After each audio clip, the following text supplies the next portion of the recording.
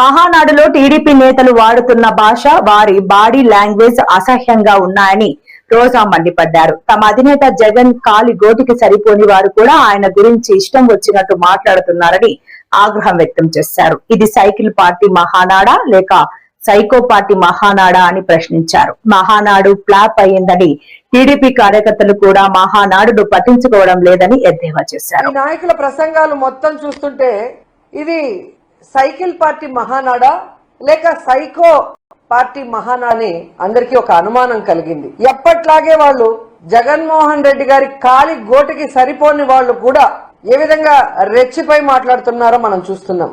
అలాగే జగనన్న ముందర నించోడానికి ధైర్యం లేనోళ్ళు కూడా మైకులు ముందున్నాయని ఎలా మాట్లాడుతున్నారో మనం అందరం కూడా గమనిస్తున్నాం. వీళ్ళ మహానాడులో ప్రసంగాలన్నీ మీరు చూస్తే పెద్ద బోగస్ మాటలే అని ఈ రాష్ట్ర ప్రజలకి మరోసారి కూడా అర్థమైంది.